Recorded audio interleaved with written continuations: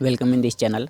दोस्तों, ये जो प्रकाश का परावर्तन और अपवर्तन जो चैप्टर है, उस चैप्टर से ही हम जो ऑब्जेक्टिव क्वेश्चंस बनते हैं, इसमें जो है जो किस तरह ऑब्जेक्टिव क्वेश्चंस बनते हैं या कितने भी इस अक्सर से प्रकाश का परावर्तन और अपवर्तन से मैंने क्या कर दिया, परावर्तन और अपवर्तन दोनों को अलग अलग करके वीडियो अपलोड कर दिए हैं यूट्यूब पे। परावर्तन का एक यूनिट में और अपवर्तन का एक यूनिट में और परावर्तन का दूसरे यूनिट में। तो इसमें जो रिक्त स्थान वाले क्वेश्चंस जो आ जाते हैं वो भी ऑब्जेक्टिव के रूप में ही आता है। तो आप उसे ज़रा इस तरह से देख लीजिए कि शायद इस तरह भी आ जाए क्वेश्चंस, या फिर उसी तरह हो तो उसका ऑब्जेक्टिव जो बनता है उसका मेन क्वेश्चंस जो है इसका देख लीजिए। अगर इस एक्सरसाइज से क्वेश्चंस आए, मैंने जो आपको इससे पहले बताए हैं उसमें से, उसका लिंक डिस्क्रिप्शन में होगा, आप देख लीजिएगा। और इसमें से इस एक्सरसाइज से अगर कोई भी ऑब्जेक्टिव आया तो इतने में से बाहर से कोई भी क्वेश्चंस नहीं आ सकती है, ये हमारी दावा है। आप कभी भी किसी का भी उल्टा करके देख सकते हैं। किसी भी साल का ऑब्जेक्टिव इतना ज़्यादा करवा दिए हैं, और जो भी करवाए हैं वो भी आए हैं। आप एक बार इसे भी देख लीजिए। रिक्त स्थान वालों को पूर्ति करने वाले को क्या है, क्वेश्चंस एक क्या है, प्रकाश के दो प्राकृतिक स्रोत हैं। प्रकाश के दो प्राकृतिक स्रोत क्या क्या है? तो मैंने आपको इससे पहले भी बताए थे कि प्रकाश के दो प्राकृतिक स्रोत क्या क्या है। तो प्रकाश के दो प्राकृतिक स्रोत क्या है? पहला तो आप मान लीजिए जो प्राकृतिक हो, यानी कि प्राकृतिक स्रोत, तो इसमें क्या आ जाएंगे, तारे हो गए, सूर्य हो गए, ये सब क्या है, प्रकाश के मुख्य स्रोत है, यानी कि प्रकाश के दो प्राकृतिक स्रोत है। तो क्या लिख देंगे इसमें तो एक सन हो गए सूर्य, और दूसरा मून हो गए, इसमें तारे हो गए मून, दूसरे क्या हो गए, तारे हो गए, ये स्टार, सॉरी मून नहीं होगा, स्टार। यानी कि प्रकाश के दो प्राकृतिक स्रोत क्या क्या हैं, एक सन यानी कि सूर्य और दूसरे तारे। अब इसी में दूसरा क्वेश्चन क्या बोल रहा है, प्रकाश के दो मानव निर्मित स्रोत का नाम लिखे। यानी कि मानव निर्मित तो आपको पता ही होगा क्या होता है। अब उसका हमें इसमें दो एग्जांपल्स मांग रहे हैं कि मानव निर्मित क्या क्या है।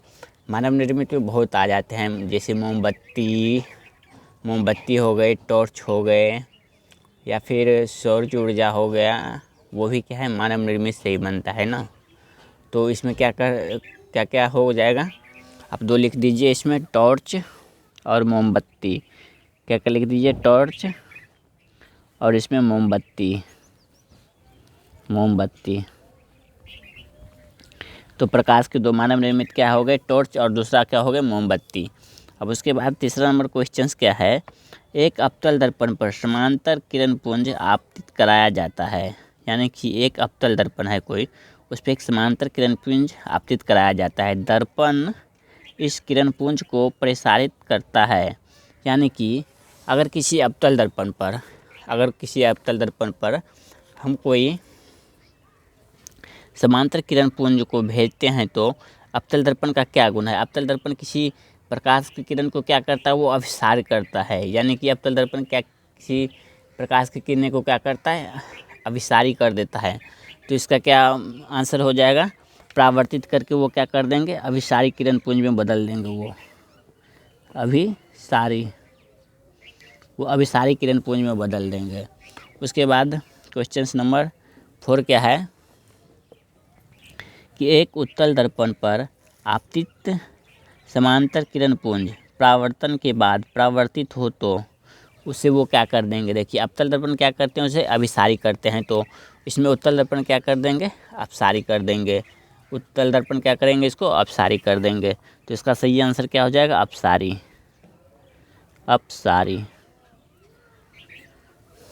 तो उसके बाद पांचवा क्वेश्चन देखिए, पांचवा क्वेश्चन क्या बोल रहा है, प्रकाश के गमन की दिशा को कहते हैं।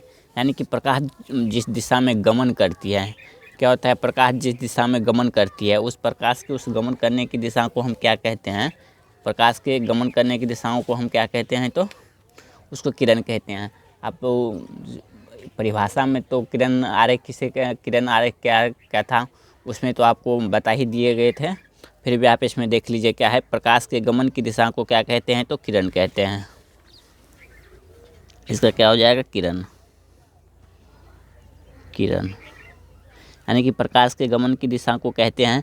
मान लीजिए अगर ये ऑब्जेक्टिव में दी जाए तो वहाँ पे भी क्या आपको दिया जाएगा, इसी तरह रहेगा। प्रकाश की गमन को दिशा को कहते हैं, डॉट डॉट लाइन छोड़ देगा, उसके बाद 4 ऑप्शन दे देंगे, एक किरण दे देगा और दूसरा दे देंगे कि किरण के ही कोई ऐसे जैसे उसे क्या कहते हैं, जैसे इसमें किरण हो गए आंसर। अब किरण के ही अपेक्षा उसमें क्या हो जाएगा, कोई और 3 ऑप्शन कोई और दे देंगे। तो हमें क्या चूज करना है, उसमें जो किरण हो उसे ही हमें चूज करनी है, ठीक ना। उसके बाद 6ठा क्वेश्चन क्या हुआ, घिसा हुआ कांच घिचा हुआ कांच होता है। जो कांच घिस जाते हैं, यानी कि जो कांच होता है वो घिस जाता है, तो वो किस प्रकार से व्यवहार करते हैं। आपको अपारदर्शी, पारदर्शी और पारभासी, ये तीनों आपको बताए ही थे। तो उससे आप याद कीजिए, तो घिसा हुआ कांच क्या कहलाता है, तो वहाँ पे क्या हुआ था, घिसा हुआ कांच क्या था, पारभासी था। इसका आंसर क्या हो जाएगा, पारभासी। क्या हो जाएगा इसका, पारभासी। उसके बाद है हाइग्रेंस के अनुसार प्रकाश है, यानी कि हाइग्रेंस जो वो किए थे, अपना प्रयोग किए थे, उसके अनुसार ये जो हाइग्रेंस के अनुसार प्रकाश क्या है, हाइग्रेंस ने उपयोग जो अपने उसमें दिखाए थे, तो उसके हाइग्रेंस के अनुसार प्रकाश क्या है, हाइग्रेंस के अनुसार प्रकाश एक तरंग है। क्या है, हाइग्रेंस के अनुसार प्रकाश एक तरंग है। हाइग्रेंस के अनुसार प्रकाश क्या है, एक तरंग है। उसके बाद आप देखिए,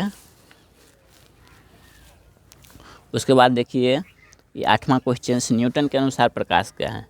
न्यूटन साहब ने जो प्रकाश को अपने थ्योरी में सिद्ध किए थे, वो उन्होंने क्या बोले थे, प्रकाश क्या है, कणों का प्रवाह है। न्यूटन साहब ने क्या बोले थे, प्रकाश क्या है, किसी कणों का प्रवाह है। प्रकाश क्या है, तो कणों का प्रवाह है। हाइग्रेंस के अनुसार क्या है, प्रकाश एक तरंग है, लेकिन न्यूटन के अनुसार क्या है, प्रकाश एक कणों का प्रवाह है। क्या है, कणों का प्रवाह। अब उसके बाद देखिए, ये 9वां नंबर क्वेश्चन है, आदमी की आँख बनी हुई है मीटर से मीटर के तरंग दैर्ध्य वाले प्रकाश को देख पाने के लिए। यानी कि हमारी जो आँख होती है, एक स्वस्थ मनुष्य जो होता है, उसका आँख बनी होती है कितनी दूरी से कितनी दूरी तक देखने के लिए, है ना। हमारी जो आँख होती है, कितनी दूरी से कितनी दूरी मीटर तक देखने के लिए हमारी आँख बनी होती है।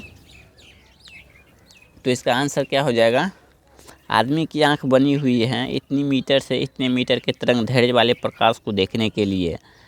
तो इसका सही आंसर हो जाएगा, यानी कि 430 × 10⁻⁹ मीटर से।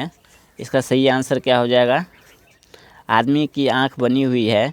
एक्चुअली ये क्वेश्चन आएगा नहीं, ये उतना भी नहीं है। 430 × 10⁻⁹ मीटर से 690 × 10⁻⁹ मीटर तक। लेकिन ये क्वेश्चन उतना भी नहीं है, ये नहीं आ सकता है। उसके बाद क्या है, 10वीं क्वेश्चन, कांच के चूर्ण पर आपतित किरण का होता है परावर्तन। क्या होता है उसका, आपतित किरण पर कांच के चूर्ण का होता है, यानी कि कोई किरण है, कांच के चूर्ण पर आपतित किरण का होता है। जो कोई कांच का, मान लीजिए कोई चूर्ण है कांच का, है ना, तो इस पर कोई किरण प्रकाश की आए, तो ये क्या होगा, तो वो क्या हो जाएंगे, विसरित हो जाएगा। वो क्या कर देगा, विसरित कर देगा। तो इसका 10 का आंसर क्या हो जाएगा, विसरित। क्या हो जाएगा इसका आंसर, विसरित। उसके बाद क्या है, 11 नंबर क्वेश्चन क्या बता रहा है, एक समतल दर्पण से 10 सेंटीमीटर दूर पर रखी वस्तु का प्रतिबिंब दर्पण से कितने सेंटीमीटर दूर पर बनता है। मान लीजिए आप ये जान जाइए कि समतल दर्पण का परिभाषा क्या होता था। समतल दर्पण में आप ये देखते थे कि जितनी दूरी वस्तु से प्रतिबिंब की दूरी है, उतना ही क्या होगा, प्रतिबिंब से वस्तु की भी दूरी, यानी कि वस्तु से दर्पण की जितनी दूरी है उतना ही दूरी वो बराबर, यानी कि समान आकार के प्रतिबिंब बनाता है और समान दूरी पे बनाता है। अगर ये यानी कि वस्तु से प्रतिबिंब की दूरी 10 सेंटीमीटर है, तो तो वस्तु से दर्पण की दूरी 10 सेंटीमीटर है, तो दर्पण से प्रतिबिंब की दूरी भी क्या होगी 10 सेंटीमीटर। अगर ये 50 होता तो ये भी 50 सेंटीमीटर होती। ये 10 सेंटीमीटर है तो ये भी 10 सेंटीमीटर होगी। क्यों? क्योंकि समतल दर्पण का रूल ही है जितना दूरी प्रतिबिंब से दर्पण से जितना दूरी वस्तु की दूरी हो उतना ही दूरी पे वो पीछे में क्या करता है, प्रतिबिंब भी बनाता है। अगर 10 सेंटीमीटर वस्तु दूरी है तो वो 10 सेंटीमीटर प्रतिबिंब दूरी भी बनाएगी, है ना। तो आप ये समझ गए, इसका क्या हो जाएगा 10 सेंटीमीटर।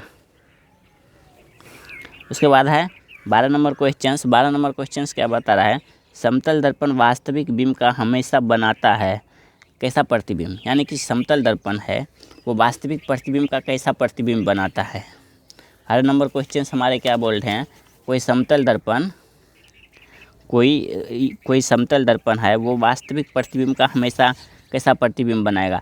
तो आप ये जान लीजिए, जब आप समतल दर्पण में प्रतिबिंब का बनाना सीख रहे थे तो उस समय क्या बताए थे, अगर कोई समतल दर्पण का वास्तविक प्रतिबिंब है तो वो कैसा बनाएगा, आभासी तथा सीधा एवं समान आकार का बनाएगा। समतल दर्पण में हमेशा समान आकार का प्रतिबिंब बनता है और आभासी बनेगा तो इसका सीधा प्रतिबिंब होगा ही। तो समतल दर्पण वास्तविक बिंब का हमेशा कैसा प्रतिबिंब बनाता है, आभासी, इतना जगह भी नहीं है यहाँ पे, क्या हो जाएगा आभासी सीधा। इस वस्तु की प्रतिबिंब की प्रकृति कैसी होगी, सीधा, और आकार में क्या होगा, समान होगा। तो क्या हो गया, समतल दर्पण वास्तविक बिंब का हमेशा कैसा प्रतिबिंब बनाता है, आभासी सीधा एवं समान प्रतिबिंब बनाता है। तो ये आप समझ गए 12 तक। और 13 नंबर क्वेश्चंस क्या बता रहा है, 13 नंबर क्वेश्चंस है उत्तल दर्पण वास्तविक बिंब का हमेशा प्रतिबिंब बनाता है। यानी कि उत्तल दर्पण के सामने अगर कोई वस्तु रखी हो, क्या है, उत्तल दर्पण के सामने अगर कोई भी वस्तु रखी हो तो उसका वो प्रतिबिंब कैसा बनाता है। तो हम आपको बता दें कि उत्तल दर्पण एक ही सिचुएशन का हमेशा प्रतिबिंब बनाते हैं, वो क्या है, आभासी। जितने भी उत्तल दर्पण जितने भी प्रतिबिंब बनाएगा वो आभासी ही प्रतिबिंब बनाता है ना। तो 13 का क्या आंसर हो जाएगा, आभासी प्रतिबिंब बनाएगा। और कैसा बनाएगा, जब अगर प्रतिबिंब आभासी है तो ये सीधा होगा, आभासी जैसे हो गया वो हो जाएगा सीधा। और ये क्या होगा, इसका उत्तल दर्पण में हर हमेशा वस्तु छोटा है, वस्तु का प्रतिबिंब क्या होता है, छोटा ही बनता है। तो कैसा बनेगा, देखिए, उत्तल दर्पण वास्तविक बिंब का हमेशा आभासी सीधा एवं छोटा प्रतिबिंब बनाता है। यहाँ तक आपको क्लियर है। यहीं से इस तरह के भी क्वेश्चन उठ सकते हैं कि उत्तल दर्पण वास्तविक बिंब का हमेशा कैसा प्रतिबिंब बनाती है। तो आपको ऑप्शन में दे दिया जाएगा सीधा, उसके बाद दे देगा उल्टा, उसके बाद दे देगा वास्तविक, चौथा दे देगा इनमें कोई नहीं। तो इसका क्या मारिएगा, उस समय हमें सीधा टिक करनी है, क्योंकि आप ये तीनों जान गए हैं, आभासी, सीधा एवं छोटा। तो अगर इस तीनों में से अगर कोई आ जाए और 3 जो है वो चॉइस अगर रॉन्ग हो तो आप क्या कीजिएगा, इस तीनों में से अगर कोई आ जाए तो उसको आप उस समय टिक कीजिएगा। अब उसके बाद है बी अक्षर को समतल दर्पण के सामने रखने पर इसका प्रतिबिंब का आकार बनेगा। आप जानते हैं अगर किसी अक्षर को, कोई भी अक्षर हो, हम उसे समतल दर्पण के सामने अगर हम देखते हैं तो उसका प्रतिबिंब कैसा बन जाता है, उसकी उल्टा बन जाता है। अगर बी हम इधर से लिखते हैं, मान लीजिए बी इधर से लिखेंगे तो उस समय क्या हो जाएगा, इधर से बी बन जाएगा ऐसे करके। तो उसका इस बी का प्रतिबिंब कैसा हो जाएगा, ऐसा हो जाएगा, है ना। उसके बाद 15 नंबर क्वेश्चंस क्या है ये देख लीजिए। यदि किसी समतल दर्पण को 30 डिग्री के कोण से घुमाया जाए तो परावर्तित किरण घूम जाएगी कितने कोण से। अगर किसी 15 नंबर क्वेश्चंस क्या बोल रहा है, अगर किसी समतल दर्पण को 30 डिग्री कोण से घुमाया जाए, अगर कोई समतल दर्पण है, मान लीजिए ये समतल दर्पण है, एक समतल दर्पण है, क्या है, यदि किसी समतल दर्पण को 30 डिग्री के कोण से घुमाया जाए तो परावर्तित किरण घूम जाएगा।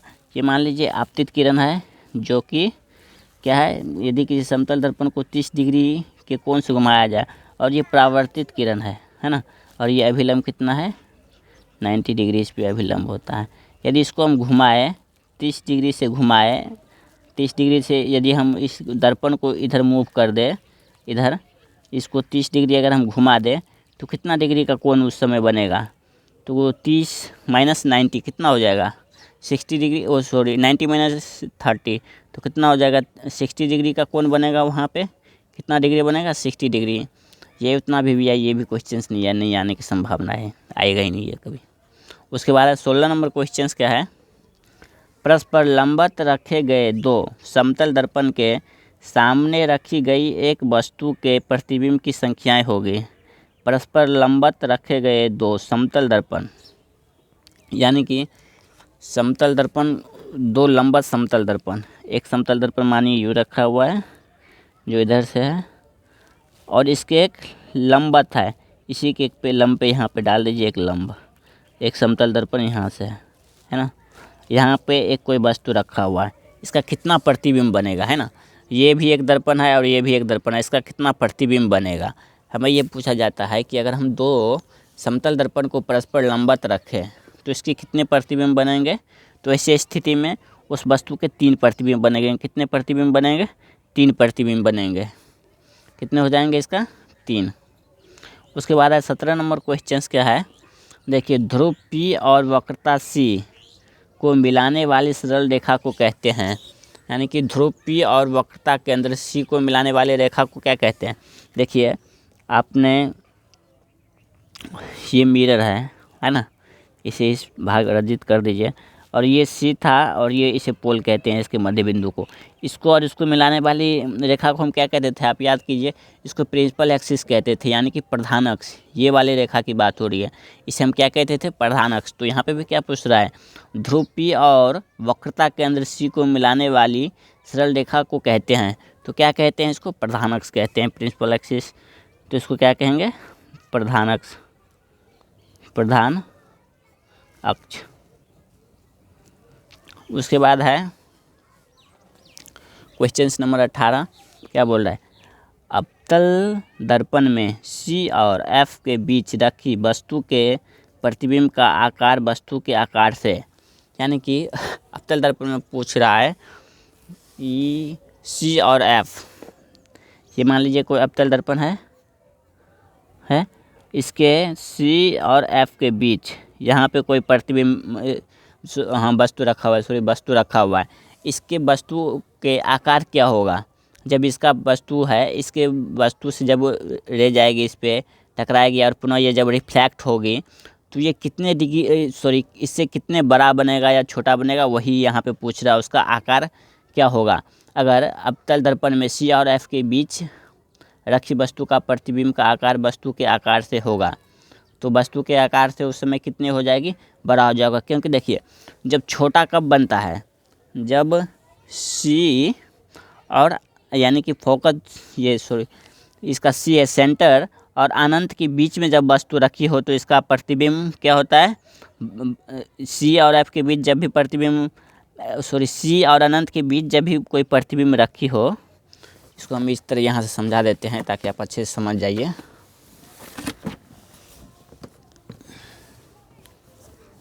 देखिए, यहाँ से बता देते हैं ताकि कन्फ्यूजन ही ख़त्म हो जाएगा। 1 मार्क्स के जितने भी क्वेश्चंस आएंगे इस तरह के, तो आप उसमें अच्छी से अचीव करके आए। देखिए, ये कोई अवतल दर्पण है ना, क्या है ये? एक अवतल दर्पण है। तो ये कोई प्रिंसिपल एक्सिस है, अभी हम बताए थे आपको, ये P और ये आप इसे C मान लीजिए, इसके बीच में क्या है? F। जब भी कोई वस्तु ये C, यानी कि सेंटर से लेकर के अनंत के बीच में हो, तो वक्रता केंद्र से कहते हैं हिंदी में, वक्रता केंद्र से अनंत के बीच में हो। वक्रता केंद्र से अनंत के बीच में अगर कोई भी वस्तु हो तो उसका प्रतिबिंब क्या होता है? वस्तु से हमेशा ही क्या होगा? छोटा बनेगा। वस्तु से क्या होगा?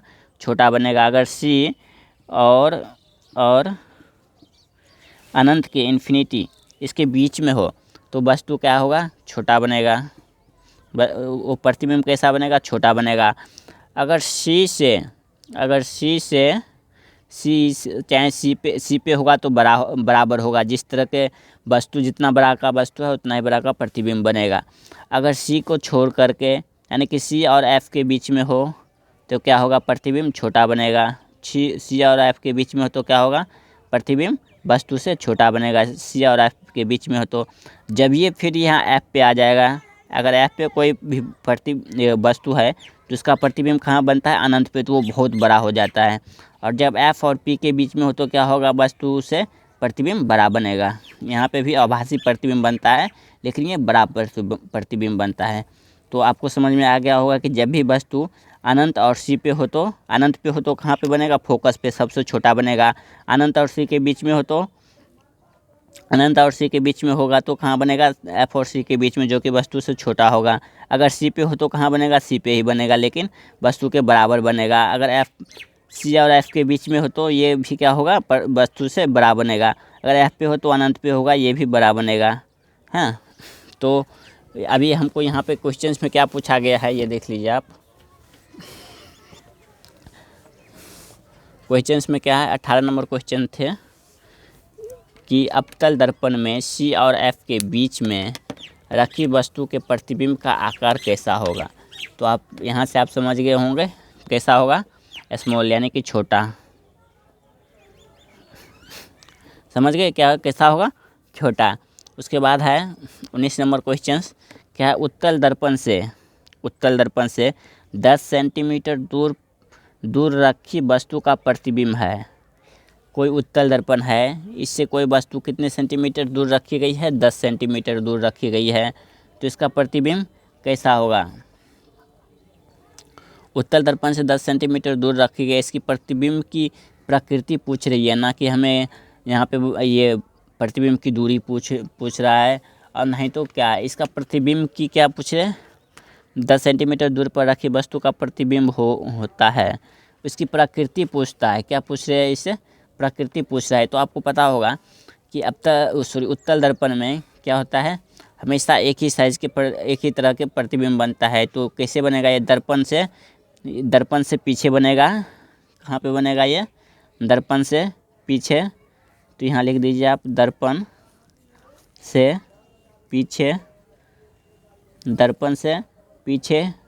और ये अवतल दर्पण में हमेशा कैसा प्रतिबिंब बनता है, तो उत्तल दर्पण में हमेशा कैसा प्रतिबिंब बनता है, तो काल्पनिक प्रतिबिंब, आभासी जिसे कहते हैं, आभासी बनता है। तो क्या होगा, सीधा होगा और छोटा, स्मॉल होगा। समझ गए। उसके बाद है 19 नंबर भी हो गया। 20 नंबर क्वेश्चन देखिए क्या बोल रहा है, एक अवतल दर्पण के सामने एफ और पी के बीच, यानी कि फोकस दूरी और ये ध्रुव, जिसे पोल कहते हैं, ध्रुव के बीच रखे एक वस्तु का प्रतिबिंब वस्तु से कैसा बनेगा, होता है, और वस्तु के सापेक्ष कैसा होता है। यानी कि आपको अभी हम चित्र में दिखा दिए थे, फिर भी एक बार और हम समझा देते हैं। ये देखिए कि एफ और पोल के बीच में रखे हुए किसी वस्तु का प्रतिबिंब, यहाँ फिर से देख लीजिए एक चित्र में, ताकि साफ साफ दिख जाए। आपको ये समझ में आ गया होगा कैसा बनता है, लेकिन फिर भी मैं आपको एक बार समझा देता हूँ ताकि आप इसे भूलिए मत। ये सब क्वेश्चंस बहुत भी आया है, कई बार आ चुका है। पी और एफ के बीच में प्रतिबिंब हो, है ना। अवतल दर्पण में एक यही सिचुएशंस है जहाँ पे वस्तु का और काल्पनिक, यानी कि आभासी प्रतिबिंब बनते हैं। कब, जब पी और एफ के बीच में रखे हो। और ये क्वेश्चंस कई बार भी आया है, कई बार पूछ चुका है, तो आप इसे अच्छा देख लीजिए।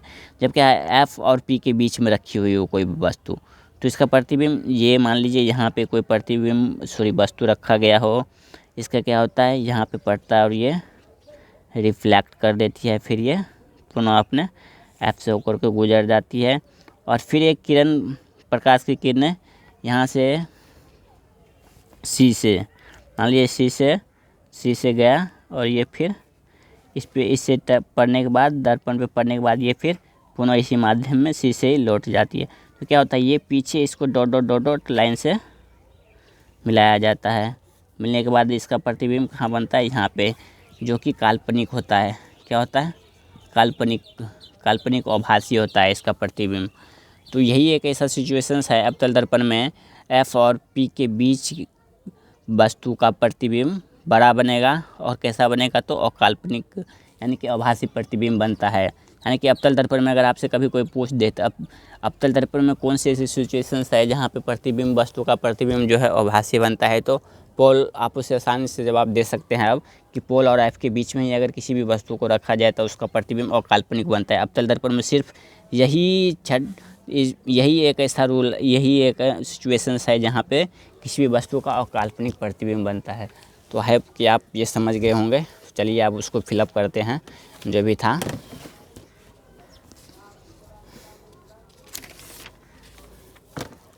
ये रहे क्वेश्चंस। कौन सी क्वेश्चन थी ये, यानी कि अवतल दर्पण के सामने P और F के बीच में रखे वस्तु का प्रतिबिंब कैसा होता है। तो आप इसे क्या करेंगे, आसान तरीके से आप इसे भर सकते हैं, बड़ा और सीधा बनता है। ये पीछे बनता है दर्पण से जो कि, तो क्या होगा, ये तो सीधा बनेगा ही। तो 1 मिनट पेन रखने दो।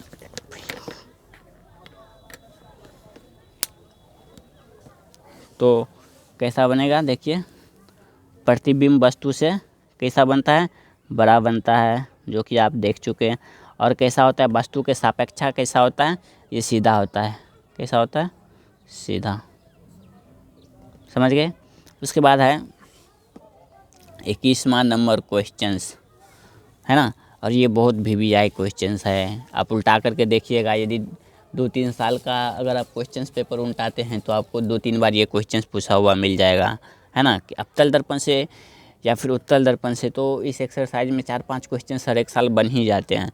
तो आप देखिए ये क्या है, दंत चिकित्सक उपयोग करते हैं किस दर्पण का। जो दंत चिकित्सक होते हैं, जो दांत, नाक, कान, गले इत्यादि को जो परीक्षण करने के लिए अपने सिर पे एक छोटी सी हेडलाइट लगा रखे होते हैं, वो आखिरकार उसमें कौन सी दर्पण का उपयोग किया जाता है ना, उसमें कौन सी दर्पण का उपयोग किया जाता है। तो आप इसमें आसान तरीके से लिख दीजिए अवतल दर्पण का। किसका, अवतल दर्पण का। कैसे, तो आपको इससे पहले किसी वीडियो में मैंने बता दिया था, वो किस तरह कैसे, मैं आपको बता दूं कि वो कैसे उपयोग करते हैं। वो होता है क्या, अवतल दर्पण, ये मान लीजिए अवतल दर्पण है ना, इसका फोकस दूरी जो होता है, इसके फोकस दूरी पे लाइट को फोकसित किया जाता है। लाइट जो होता है फोकस दूरी पे लगाया जाता है इसमें। और ये जो परावर्तित भाग है, ये क्या करते हैं, एब्जॉर्ब करके आगे प्रकाश की किरणें को आगे भेज देती है, फैला देती है आगे की ओर। जिससे क्या होता है, डॉक्टर आसान तरीके से उसके नाक, कान, गले इत्यादि में वहाँ तक उसको पर्याप्त मात्राएं में रोशनी मिल जाती है, जिससे वो किसी रोगी या फिर किसी पेशेंट को वो अच्छे तरीके से क्या करते हैं, दवा देने में सक्षम होते हैं। तो चलिए फ़िलहाल यहीं तक रखते हैं। अब अगले वीडियो में देखते हैं, कभी मौका मिला तो और हम ऑब्जेक्टिव आपको करवा देंगे। मुझे आशा है कि अब अगर इससे कोई भी क्वेश्चंस आएगी तो नहीं छूटेगी, क्योंकि मैंने आपको ये रिक्त स्थान वाले 21 क्वेश्चंस करवा दिए हैं। इसके बाद आपको वो जो होता है ना चॉइस, ऑब्जेक्टिव चॉइस जो क्वेश्चंस है, उसमें मैंने आपको 30-35 इससे ज़्यादा VVI वो वाला है।